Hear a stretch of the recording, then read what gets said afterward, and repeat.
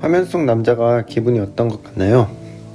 뭘 들었길래, 뭘 봤길래 표정이 점점 안 좋아지는 것일까요? 능숙하게 자전거를 잘 타죠? 네, 앞에 보지 않아도 잘 탈 수 있습니다. 오늘 우리가 배울 주제는 이러한 자극과 반응에 관여하는 신경세포에 대한 것입니다.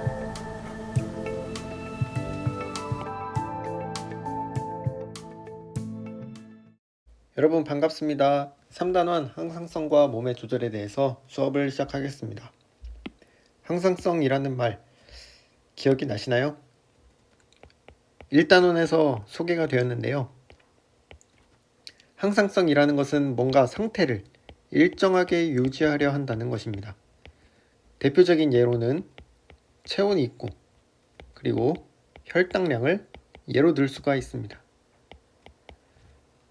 일정하게 유지하기 위해서 우리 몸에서는 다양한 조절이 일어나고 이 조절에 관여하는 것이 오늘 배우게 될 신경세포가 되겠습니다. 앞서 보았던 영상에서 우리는 많은 자극과 그에 대한 반응을 확인할 수가 있었습니다. 그리고 이러한 것에 관여하는 세포가 있었으니 신경세포라고 불러준답니다. 신경세포를 그린다면 이렇게 그릴 수가 있는데요. 이게 하나의 세포랍니다. 우리가 기존에 알던 동물세포, 식물세포의 전형적인 모습과는 조금 특이하고 다르죠. 그래서 특이하기 때문에 이름을 새로 붙여주었답니다. 뉴런이라고도 부른답니다. 신경세포 또는 뉴런이라고 불러주면 되겠습니다. 신경세포도 세포이기 때문에 핵과 다양한 세포 소기관이 존재하는데요. 핵과 세포 소기관이 있어 생명활동이 일어나는 이 부분을 신경세포체라고 부른답니다. 신경세포가 아니라 신경세포체. 그리고 이 옆에는 가지돌기가 보이네요. 가지돌기. 이름 그대로 뭔가 가지처럼 이렇게 뻗어 있죠. 이 부분은 다른 세포나 신경세포로부터 신호를 받아들인답니다. 신호를 받아들인답니다. 신호를 받아들인답니다. 받아들여진 신호는 축삭돌기를 따라서 전달이 되는데요. 다른 세포로 신호를 전달하는 이곳을 축삭돌기라고 부른답니다. 그리고 축삭돌기의 끝은 조금 동그랗게 그려져 있는 것을 확인할 수가 있네요. 이 부분을 축삭돌기 말단이라고 부른답니다. 신경세포 이렇게 생겼습니다. 하나의 세포고요. 세포이기 때문에 핵도 있고 세포 소기관도 있고 DNA도 있고 다 있습니다. 그것들이 있는 부분을 신경세포체라고 불러주었고 신호를 받아들이는 부분을 가지돌기, 신호를 전달하는 부분을 축삭돌기라고 부른답니다. 이것은 교과서에 있는 내용을 정리한 것인데요.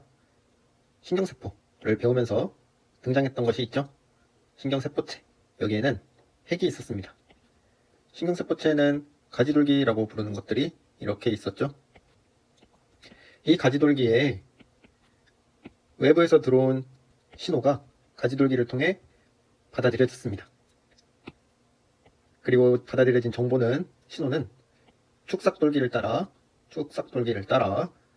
이렇게 다른 세포로 신호를 전달하게 됩니다. 축삭돌기의 끝은 조금 동그랗게 그려져 있는 것을 아까 확인했죠. 축삭돌기 말단이라고 불렀습니다. 가지돌기에서 받아들여진 신호가 축삭돌기를 따라 전달이 됩니다.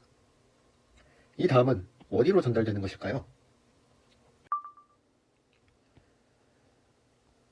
축삭돌기에서 전달된 정보는 또 다른 신경세포의 가지돌기로 전달이 된답니다.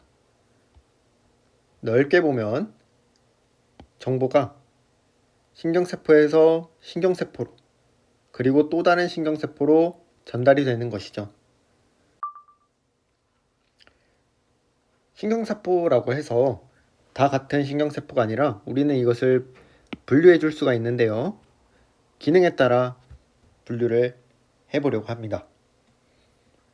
우리 반이나 동아리에 실장이 있고 기장이 있듯이 이처럼 역할에 따라 분류를 할 수 있듯이 신경세포도 마찬가지인데요. 몸의 감각기관,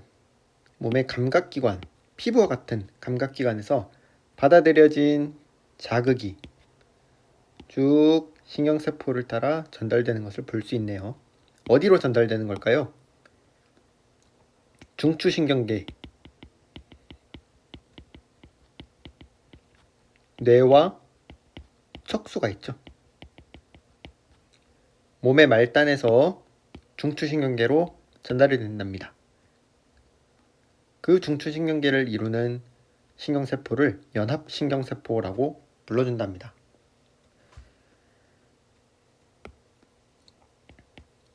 몸의 말단부에서 몸의 중심부로 이렇게 신호를 전달해주는 것을 구심성 신경세포라고 부른답니다. 구심성 신경세포.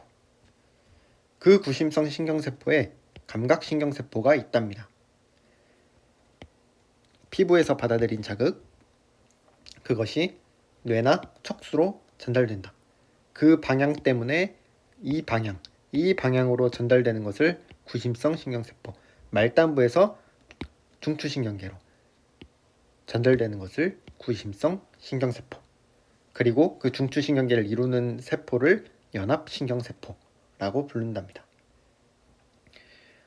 이번엔 중추신경계에서 반응기로 신호가 전달되는 것을 원심성 신경세포라고 부른답니다. 원심성 신경세포에 속하는 것이 운동신경세포가 있는 것이죠. 말단부에서 중심부는 구심성 신경세포, 중추신경계에서 다시 반응기로 가는 것을 원심성 신경세포라고 부른답니다. 교과서에 나와 있는 내용을 정리한 것인데요. 구심성 신경세포는 몸의 말단에서 중추신경계로 정보를 전달했죠. 그 중추신경계를 구성하는 것이 연합신경세포라고 불렀습니다. 그 중추신경계에서 다시 신호를 반응기로 전달하는 것을 원심성 신경세포라고 부른답니다. 이곳에는 운동신경세포가 해당됐었죠. 다시 앞으로 가서 뉴런을 자세히 들여다보면 이러한 것들이 눈에 보이는 것을 확인할 수가 있는데요. 이것들은 단백질과 같은 것이 세포에 붙어 있는 것이 아니라 하나의 세포가 축삭을 싸고 있는 것을 볼 수가 있습니다. 하나의 세포가 축삭을 따라 이렇게 싸져 있답니다. 이 세포를 슈반세포라고 부르고 이러한 것을 마리집이라고 부른답니다. 축삭돌기를 따라 마리집이 형성되어 있는 것을 확인할 수가 있네요. 그러나 모든 곳이 마리집으로 쌓여 있진 않죠. 이 부분, 이러한 부분들은 마리집으로 쌓여 있지 않은데요. 이 부분을 랑비의 결절이라고 부른답니다. 랑비의 결절, 그리고 슈반세포. 이름이 낯설죠? 이것은 발견한 사람의 이름을 따서 슈반세포, 랑비의 결절이라고 부른답니다.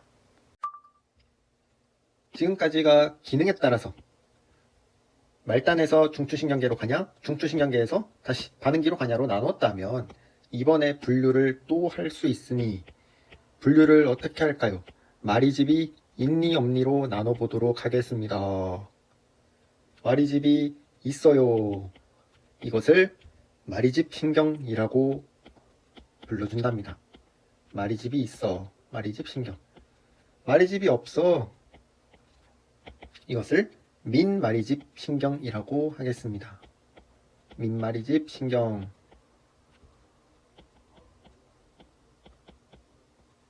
우리 껍데기가 없는 달팽이를 민달팽이라고 부르죠. 그래서 마리집이 있다. 마리집 신경. 마리집이 없다. 민마리집 신경이 되겠습니다. 이렇게 같은 신경세포를 기능에 따라 또는 마리집의 유무에 따라 분류를 해줄 수가 있답니다.